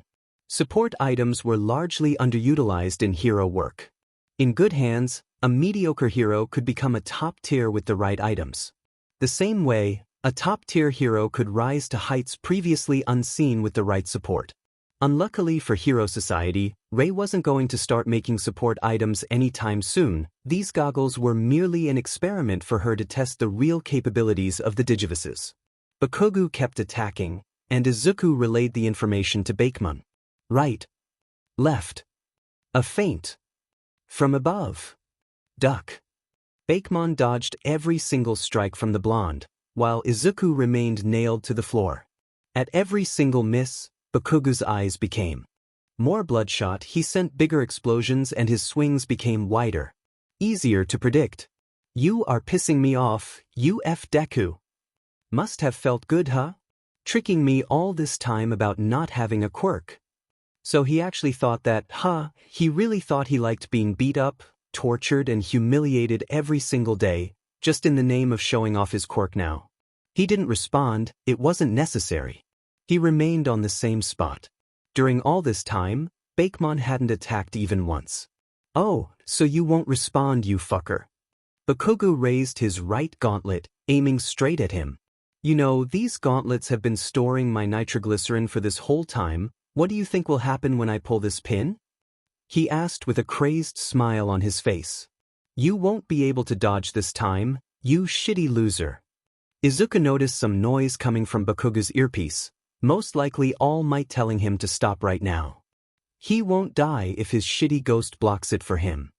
Of course the number one couldn't actually stop it, because it would take a few seconds even for him to get to the building all the way from the monitoring room. Still, it wouldn't matter. This fight was already over.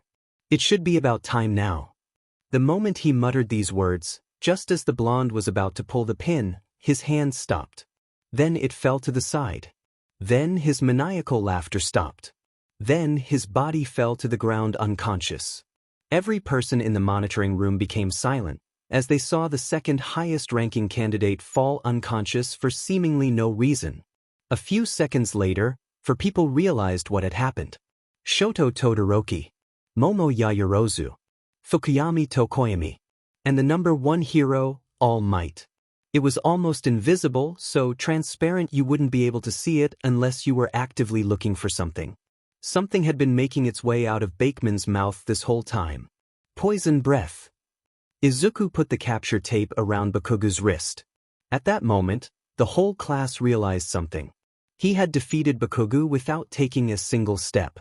All Might couldn't believe his eyes. This was, undoubtedly, the same boy he had encountered 10 months ago. The same weak, scrawny, nervous, and allegedly quirkless boy. One of the few people who knew of his true form. The same boy whose dream he had crushed. Yet he was standing with a solemn expression, using an extremely powerful quirk, after crushing the second strongest in the hero course without moving a finger. The boy didn't have a reason to lie, nor did he strike him as the kind of person who would do so for attention. He had also heard talk in the teacher's lounge about a late bloomer enrolling into the hero course. But something like this, somewhere in the last 10 months. He had never heard of anything similar. The rest of the match ended quickly. Young Uraraka had managed to hold young Ida while the other fight was taking place. Young Midoriya's quirk just needed to use the shadows to get past the speedster, and it quickly touched the bomb, granting them a victory. Young Bakugo was transferred to Recovery Girl's office by the robots, and the other three came back to the monitoring room. Young Midoriya, I think we can all agree that you were the MVP of this match. However, there is one criticism that I have to make. You could have easily ended the match with Bakugo earlier if you had participated in the fight by yourself. Heroes with companion quirks must know when to fight by themselves sometimes. Even then, that's something even pros struggle with sometimes, so don't worry about it too much. Even with his incredible potential, he was still a kid after all. He had a long way to go. That's what he thought until the boy opened his mouth. With all due respect, All Might Sensei, the way he addressed him felt off for some reason. The fact that I didn't move wasn't just a way to show off.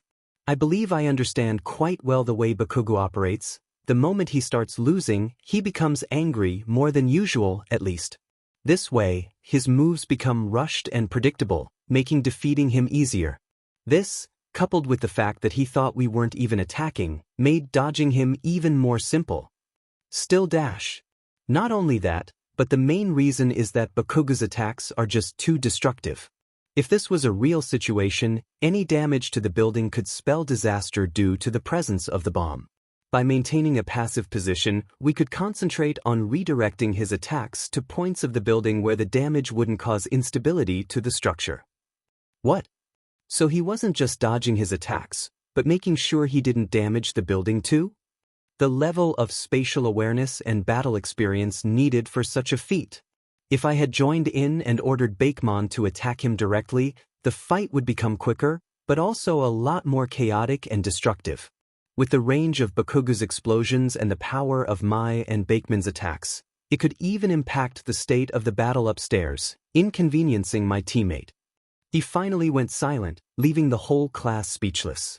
The number one hero stood still until he managed to recompose himself. Sigh, I believe I owe you an apology, young Midoriya. I had taken this exercise as simple practice and hadn't given it the same thought I would give a real-world operation. You were correct on your statements. The only thing he could do was SCK up to his mistake. The class watched in awe as the number one hero, the world's strongest, apologized to a first-year student. Unbelievable. Izuku watched the rest of the fights without much interest. Years ago he would have been eager to document every single thing about their quirks, but these kinds of battles were so simple that they bored him to death. He could admit that Todoroki boy was quite strong. The range and power of his ice could equate to that of a champion. Level Digimon, maybe even more if this wasn't his limit. Impressive for a human. Also, Tokoyami's quirk felt too much like a Digimon for it to not pique his interest. Anyway, after everyone finished the exercise, it was finally time to go home. Again, everyone peeked at his scars in the changing room when they thought he wasn't looking, but he was starting to get used to it. After packing up his things, he left in a rush, eager to see Saya. Look, the people in his class looked like good guys, but the bond he felt to the rest of the Demon Lords was something that normal friendship couldn't come close to, so he wasn't really doing his best to appear approachable to his peers. In his defense, Todoroki seemed to be doing the same thing, going by the fact he hadn't seen him talk yet. So he wasn't the weird one. She was already waiting at the gate when he arrived, and she looked up from her Digivice with a bright smile. She was going to love the story about his fight with Bakugo. Maybe he had been showing off a little. Ryukido was a straightforward person. That much was obvious from the moment you met him. The same thing was true for Pico Devamon. He was an open book. His personality, arrogant, more than proud, wasn't a complicated coping mechanism for a cruel past, nor was it a poorly hidden inferiority complex. They acted the way they thought, plain and simple. This behavior had led to disagreements within the group during the first couple of months, but nothing a couple of fistfights and a well-timed motivational quote couldn't solve. The Demon Lords had come to be more than family during those unforgettable 2 years, and this relationship is one of the only things Ryu took very seriously. He had never been the most popular person back in the human world. With his straightforward attitude, semi-violent tendencies, foul mouth, and not a really strong quirk to show for it, he had been quickly isolated by his peers. It was fine, he believed he didn't want them anyway. This belief was shattered the moment he met them. This was why he needed strength, to protect those bonds he cared so much about. If the enemy was too strong, he'd become stronger. If the enemy was weak, he'd become stronger too. Because the word enough didn't exist in his vocabulary. Where is he? He can't see him. Why can't he see him? Skulcidaman was once again knocked down by a force he couldn't see. What was supposed to be a winged blue knight was instead just a blur. Not even a blur, he just couldn't see anything. A being too fast for his eyes to even register its existence. How could he fight this thing? He couldn't. How could he beat this thing? He couldn't. How could he survive this encounter? He couldn't. How could he protect those bonds? He couldn't. There really was no way. So he stayed on the ground, bloodied, releasing heavy breaths from his lungs filled with blood. What the F were you just thinking, Aoi? I didn't think I had someone as pathetic as that as a partner. His partner shouted, while being knocked around like a rag doll. Alright. Yeah, that was right, maybe there was really no way to win. But why the F would that matter? As if something as stupid as the how had stopped him before. As if it mattered how he was going to do it. He would fight. He would win. He would survive. He would protect those bonds. He just had to get stronger. Just as he had always done. Because his greed for more power would never stop. Skulcidaman smirked. A mark was printed, a demon was born, and two beings became one. The Sage of Greed was unchained from its shackles. When Izuku and Saya first saw the reporters standing outside the school gate, their first instinct was to jump over the fence. Then they thought that would maybe activate the alarms, and that Saya wasn't supposed to have any kind of strengthening quirk, so jumping over a 5-meter-tall fence probably would look a bit suspicious. However, something like this wouldn't stop the strategic mastermind that was Izuku. If he was able to fight toe-to-toe with a royal knight, he was able to get past a few reporters. Sorry, we're from general education, we don't know anything about All Might. Running away, one of the most effective strategies out there. I mean, he hadn't lied, one of them was from Gen Ed. Still, these reporters gave him a bad vibe for some reason. Good work with yesterday's battle training. I've reviewed your grades and evaluations. Aizawa started while looking at the class. Okugu, you have to learn to work under stress. Your attacks became sloppier as the fight continued. The blonde, completely recovered due to the gas having been a non-lethal version, grumbled under his breath, but didn't complain. Midoriya, come see me after class, I need to talk to you. The boy raised an eyebrow, but simply decided to nod. Now, on to the homeroom business. Today, you'll pick a class president. The class exploded in raised arms and shouting, and Aizawa simply decided to leave them on their own and go to sleep. Izuku did not want to be class president. That much he had clear. He had had enough leadership for his whole life, and the only reason he had been able to command his friends in battle was because they were all extremely competent, one way or another. Granted, class president wasn't nearly as important of a position as leader of the saviors of the world, but he also, even if it sounded cold, didn't care about the people in his class as much as he did his companions. Thus, when Ida advised them to do an election, he just didn't present as a candidate and instead voted for Ida himself. He had heard Uraraka comment about how in character he had been during the battle training, and how he had done a great job guarding the bomb until they got there. Someone as serious as him should be able to be a good leader. At the end, Momo Yaoyorozu was picked as class president with 3 votes against Ida's 2, who was chosen as vice president. Izuku assumed the second vote came from Uraraka. The end of the homeroom came, and with it the students left the classroom so as to go have lunch, but one of them was left behind. When everyone else had already left the room, Izuku turned to face Aizawa. What did you want to talk about, sensei? Aizawa sat on the desk in front of him, turning the chair around to face him. It looked like the underground hero wasn't too keen on making this meeting feel too professional. That was a good sign. Midoriya, judging by what little I know about you, I'm aware I can't have a clear understanding of your character. However, I know one thing. He looked him in the eyes for a moment. You have potential. Maybe you are the one with the most potential in my entire teaching career. I've only seen you in action 3 times.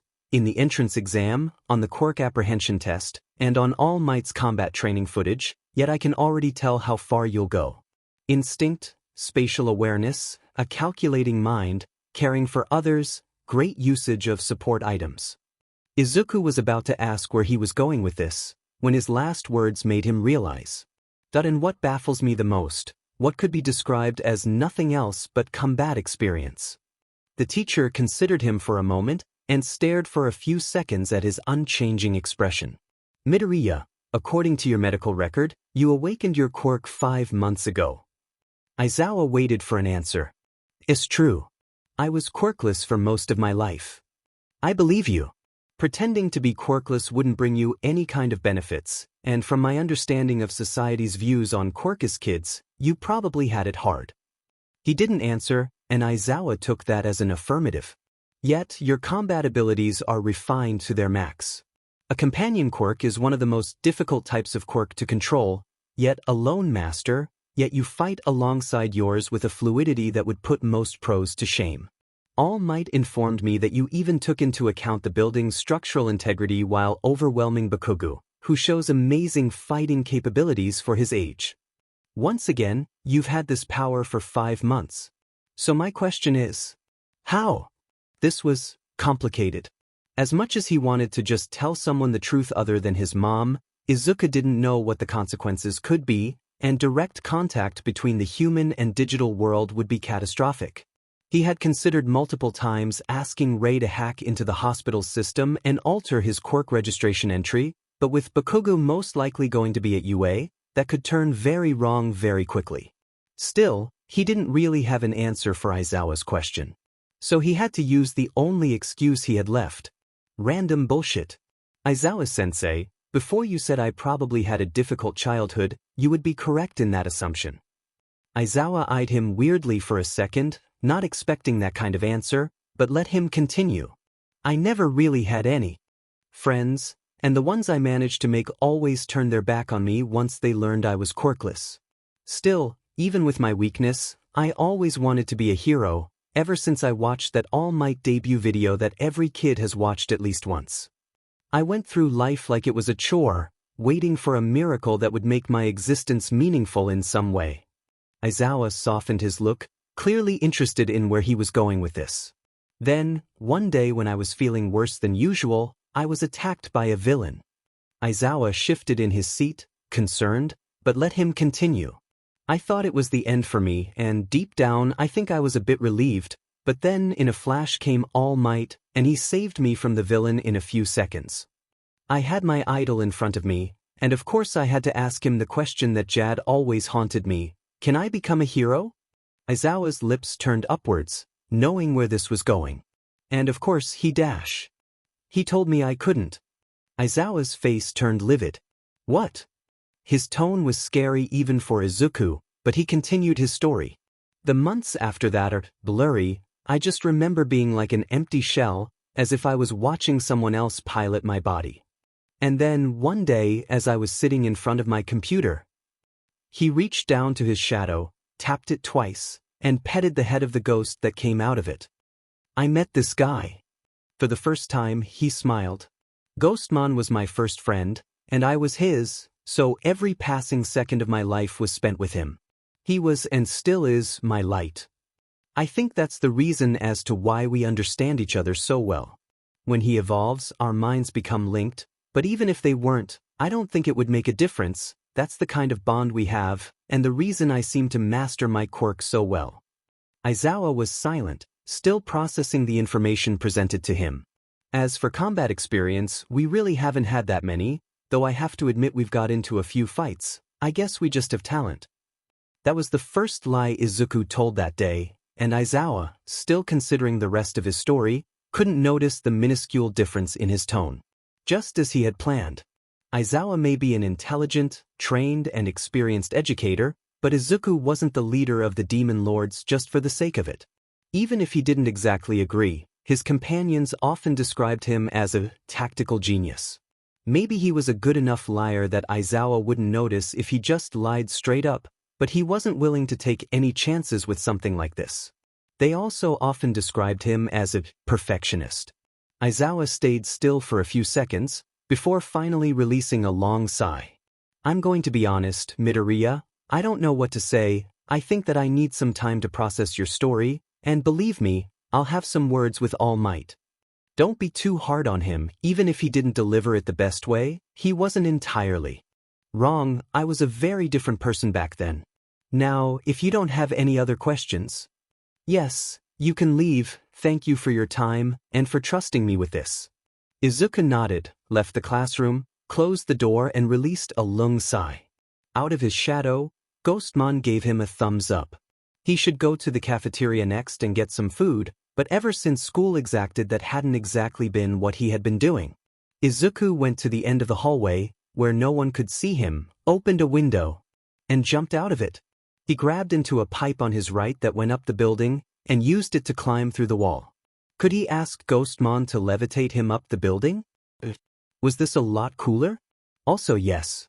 He reached the rooftop about a minute later, and climbed the metal fence that surrounded it. In his defense, the door up to it was closed, and he didn't want to destroy school material. It's closed because he isn't supposed to be up there? Minor details. You're late.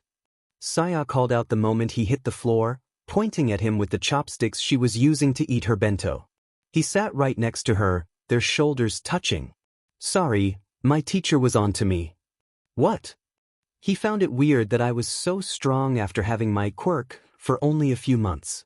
She stared at him while squinting. A few days of class and already being suspected. Hey, your classes don't involve beating people up? Also, I think I saved it. Had to tell my sob story to ease him into it though. I guess that's okay then. They relaxed into each other's touch, enjoying their time together. Until a loud alarm started to sound throughout the school. The F is that? Saya eloquently asked. I think it means there's intruders in the school. Wait, sheet really?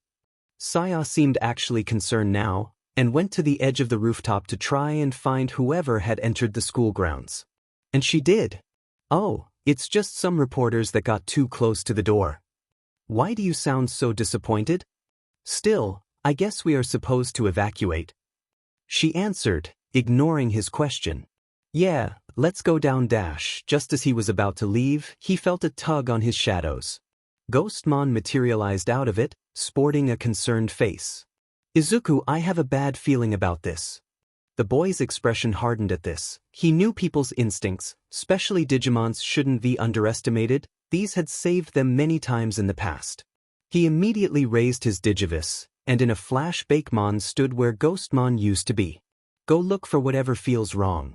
Don't engage unless absolutely necessary. Keep me informed through our link. We'll follow the evacuation so as to not arouse suspicions. Go! Bakemon nodded before quickly melding into the shadows once again and disappearing from the rooftop. Don't worry too much about it, Izuku, it's probably nothing. His expression softened, and he answered with a nod. They jumped out of the rooftop and slowly made their way down the building, before sneakily making their way into the mass of students that were evacuating the building. A few minutes passed, and the students were now ready to return to the classrooms. Izuku was kind of surprised with how none of the students seemed to be panicking, but he overheard that someone had managed to calm them down after reassuring them there was no actual danger. Then he received a mental message. There's a suspicious person in the teacher's lounge. He looks like some weird purple mist. I've never seen him in school before. He's looking through some documents. Don't attack unless he tries to harm someone. Keep observing until he leaves. Understood. Bakemon answered with the stern tone of a trained soldier, completely different from how he acted normally. A few seconds passed before a Bakemon communicated again. He left. He teleported out somehow. Good job. Come back here. We'll report to the teachers. What happened? Saya asked. Izuku explained the situation to her in a low voice, careful not to let any other students hear. So someone is planning to attack the school? I thought this was like some unraidable fortress. That's what most say, but that's kind of impossible to confirm for anything when quirks like teleportation exist. A few minutes later Ghostmon returned, and Izuku found Izawa and told him what he had discovered. Ghostmon got lost and was able to find an actual intruder. was his first line. He didn't want to hear his teacher's lecture about illegal quirk usage. He wasn't sure if he had fooled him, but the sob story strategy wasn't going to work in this case. Alright, Midoriya, I'll communicate this to Nizu, return to the classroom for now, and don't tell anyone else. Who is Nizu? Saya asked Izuku, unable to read the room. And who are you?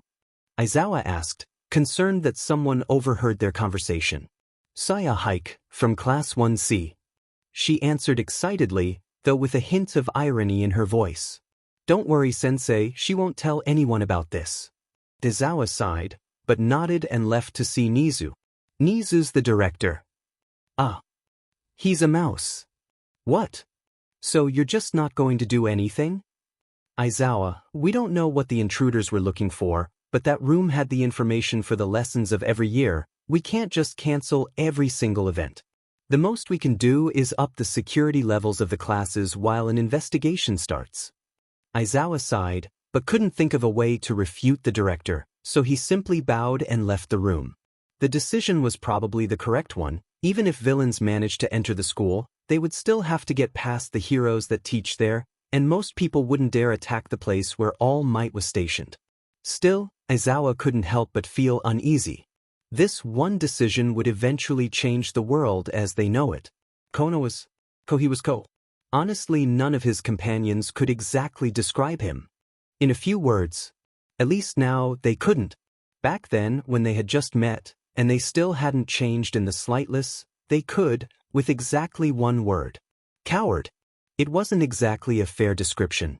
They were children who had been suddenly dropped into an unknown and dangerous world where doom was waiting at every corner, so some would actually label him as the normal one when he freaked out when seeing a gigantic monster. The problem was, being normal wasn't enough in the digital world.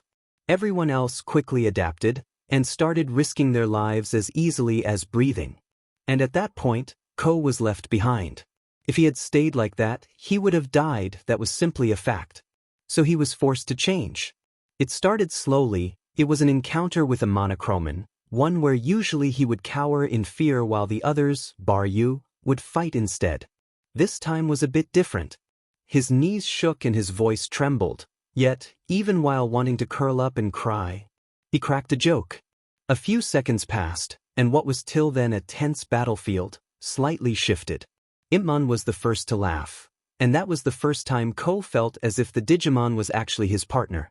Little by little, the others did too, and the battlefield turned into a light-hearted meet-up with some friends, even while the fight continued. That was the first time any of the Tamers felt this place, different from anything they had ever and would ever know, was home. Ko, what do you think made you who you are? It had been a long day. Rei and Ko sat opposite to each other, divided by the gentle warmth of the improvised campfire they had managed to create. The rest of the Tamers long asleep. It was a rather philosophical question, and usually he'd have no clue as to how to answer, yet now, completely exhausted, cuddled up under the feeble protection the tall, exotic trees of the rainforest they were sleeping at, accompanied by the one person who always seemed to put him at ease, he felt he could answer. He thought, "Mom, I'm hungry." It was a distant memory, one he had convinced himself he had forgotten, replaced with ones much happier. Yet it was the first thing that came to mind. The image of a run-down shack, infested by bugs, plagued by the smell of rotten wood. The feeling of pain as his body screamed at him to eat. The feeling of sadness as his loved one cried with the last of her strength, her face becoming more and more pale as the hours continued. Things had gotten better, they really had. Now he had a family that loved him, and he didn't have to feel that unimaginable pain again, not to talk about his new family here in the digital world. Yet that one memory was the one that came to him when he thought about the question. He gave his answer. One day I'll tell you, so until then, please wait for me. He couldn't talk about it yet. Rei looked at his eyes for a moment, which were ready to burst out in tears at any second. And she smiled. Of course, I'll be waiting. How long had it been? 2 weeks? A month? He couldn't remember. He couldn't think. He couldn't walk. He couldn't breath. All of that time, he had been alone with his partner, in this seemingly never-ending desolated desert. Imon fell to the ground. Come on, Tan, what are you doing? We have to keep going, we have to survive. His voice came in a whisper, his dry throat not letting him communicate his thoughts. His stomach screamed, and he, for the first time, remembered that pain he had felt all that time ago. And he had one thought. This is it, huh? Sorry, Ray, it seems I couldn't tell you. Then, the knight appeared. What? A lance. A shield. The only features his tired eyes could identify. But there was something else. Demon Lord, Faust wished to kill my lord, yet remain in this pitiful state. How could I call myself a knight, if I battled you like this? He grabbed Impmon by his scarf, and used the remaining of his strength to crawl to his prize. Was it pitiful? Was it dangerous? Was it foolish? Maybe. But he didn't have any other choice. It may have been minutes, hours, or days, but at the end of it, there was only one thing left to do. The knight stood up and raised his weapons. To fight, to see them again, to not let anyone precious disappear in front of his eyes again. A mark was printed, a demon was born, and two beings became one. The rider of gluttony devoured everything in his path. Years later, Izuku Midoriya would reflect on that day. It had definitely been back then, the day it started. He couldn't have done anything to prevent that outcome, he didn't have any way of knowing that it would happen, so the only thing he could do now was to keep moving forward. After all, back then he thought his adventure had already ended. Rescue training, simple enough. Even if it wasn't his specialty, he had had to rescue others many times during his travels. Even if it didn't always work, so he wasn't unfamiliar with the act. Space hero, he could still remember a bit about her even after years of not being as interested in the profession anymore. A hero completely focused on rescue work, and one of the only ones he fully respected now. He heard Uraraka trying to keep her voice down as she fangirled behind him. He couldn't help but agree with her talk about dangerous quirks. After all, it was something he had, and would have to keep in mind in the future as, well, one of the 7 strongest beings on Earth. She finished her talk, and Aizawa quietly asked her about All Might, who was supposed to be with them. She made a sign with her fingers, signaling the number, so All Might had run out of time to fight. This should have been the first thing to tick him off. Yu's strongest force wasn't available a few days after an attack on the facility. Yet it failed to do so. After all, there wasn't anything in this world that could actually represent a danger to. A few seconds later, both Ghostmon and himself felt something was wrong. His partner immediately came out of his shadow and digivolved into Bakemon, shocking everyone around them. Midoriya, what do you dash? Be alert, Eraserhead. All confusion disappeared from his face the moment he looked where Izuku was facing. At the swirling mass of darkness that was forming in front of the fountain. And the dozens of villains coming out of it. Bakemon muttered something under his breath. It's him. We thought All Might would be here. I wonder if some dead kids will bring him here. Huddle up and don't move. Those are real villains. A group of villains breaking right into a school full of heroes, into a class where they thought All Might would be in, yet still seem confident in their victory. This wasn't a case of overconfidence. All Might's existence went over such concepts, so these villains really thought they could beat the #1 hero. After a quick glance, Izuku began to analyze. Most of them look like simple grunts, and All Might isn't someone that can't be beaten by mere numbers. The ones who looked dangerous, the leader, the warp user, and the mutation quirk user with an exposed brain. The first 2 were obvious, the third one came as pure instinct polished by 1,000 battles. In terms of human strength, that thing was strong, that he was certain of. He looked between the villains and Aizawa, who grabbed his scarf and put on his glasses, ready to launch at them at any moment. Eraserhead, you can't win. He told him this fact. Aizawa had had a lot of students over the years, but he had never seen something close to what Izuku Midoriya was, and that sentence convinced him of it. A statement released with complete confidence, not arrogance, as a lot of other students had shown, but confidence that could only be achieved by someone with real power. So when usually he would reply with something to the style of, "No hero is a one-trick pony," he instead answered with his real feelings. "I know." Then he ran downstairs and started bringing down villain after villain. Eraserhead could hold his own for a while. His quirk should be unknown enough that the surprise can grant him some precious minutes. That isn't the immediate problem. The real problem is a black mass formed between the students and the door of the facility. Warping. A quirk like this must have some kind of cooldown or distance requirement, most probably the former. Considering they had entered straight into the facility, this many people would have been noticed inside the campus. If it didn't have any weak points, then it would actually be a problem. Before 13 could use her quirk on the villain, Bakugo and Kirishima jumped to attack. FING Damas. The next moment, the villain expanded, and most students were teleported around the facility. At the last moment, Bakemon picked up Izuku and brought him to safety. This was bad. If they were all together, Izuku was sure he could protect them one way or another, but now they would have to care for themselves. Okay, focus. Could they take the villains? Todoroki and Bakugo. Those two could probably beat dozens of random grunts by themselves. Yaoyorozu, Tokoyami and Kirishima. They could probably hold their own too. The others, they should be fine too in general. 6 others were still with him, so he didn't have to worry about them as much. Aizawa said communications were cut off, which meant that the best way to connect with the exterior. These thoughts went through his head in a few seconds, and he decided on the best plan. Ida, you go to the main buildings and alert the teachers. There is no way I dash. Shut up and leave right now. Every wasted second means a second where someone could die. Ida flinched at the coldness of his voice, but seemed to get the point. Midoriya is right, you are the fastest one here. So use your quirk so that you can save your peers. With this statement, 13 opened her suit, and immediately an immense pulling force affected the villain. 13's stop. Izuku's shout came too late, and the villain warped the attack back into the hero's back. Ida resolved himself, and started running towards the door. My dear, scattered children.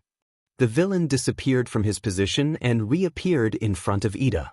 It would hardly be to our benefit if you called for your teachers. As Ida was about to get warped away once more. Nightmare wave. A wave of pure darkness was shot from Bakeman's mouth, and it impacted the villain. For a second, nothing happened. The next, Kurogiri got out of Ida's way and reappeared in front of Izuku, his yellow eyes lacking the intelligence and confidence they presented before. Aowa!